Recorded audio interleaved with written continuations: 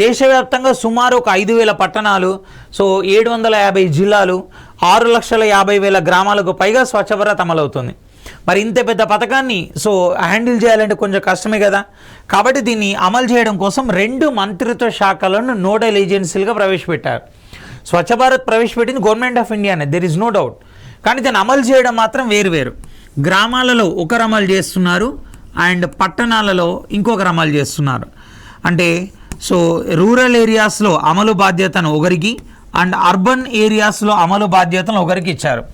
అసలు ఏంటి గ్రామాల్లో దీన్ని ఎవరు అమలు చేస్తున్నారు, పట్టణాలు ఎవరు అమలు చేస్తున్నారు చూసినట్టుంటే, సో గ్రామాల్లో ministry of rural sanitation and drinking water, ministry of rural sanitation and drinking water అంటే గ్రామీణ పారిశుద్ధ్య సో తాగునీటి మంత్రిత్వ శాఖ ఏదైతే ఉందో సో దీన్ని వీళ్ళు అమలు చేస్తున్నారు.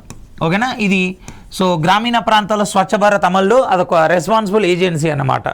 అదే పట్టణాలకు వచ్చేసి ఏంటంటే ministry of housing and urban development. So ministry of housing and urban development. ఓకేనా, సో వీళ్ళు దీన్ని అమలు చేయడం జరుగుతుంది. ఓకేనా, సో ఇక దీనిలో ప్రాథమిక అంశాలు కనుక పరిశీలిస్తే స్వచ్ఛ భారత్కు ఒక లోగో ఉంది.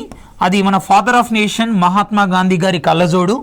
సో ఈ గాంధీ గారి కళ్ళజోడును లోగోగా రూపొందించిన వ్యక్తి సో ఎవరంటే మహారాష్ట్రకు చెందినటువంటి అనంత్ కర్బాజ్దర్. సో మహారాష్ట్రకు చెందిన అనంత్ కర్బాజ్దర్ ఈ లోగోని డిజైన్ చేశాడు. ఇక స్వచ్ఛ భారత్ ప్రధాన నినాదం వచ్చేసి ఏంటి అంటే సో మనకు వచ్చేసి స్లోగన్ ఏక్ కదం స్వచ్ఛతాకి ఔర్. సో దీన్నే ఇంగ్లీష్లో మనం ఏమంటామంటే so a step towards cleaningness or so స్వచ్ఛత వైపు ఒక అడుగు అని అంటాం. బట్ రకరకాల భాషల్లో ట్రాన్స్లేట్ చేసుకోవచ్చు, పెద్ద విషయం కాదు.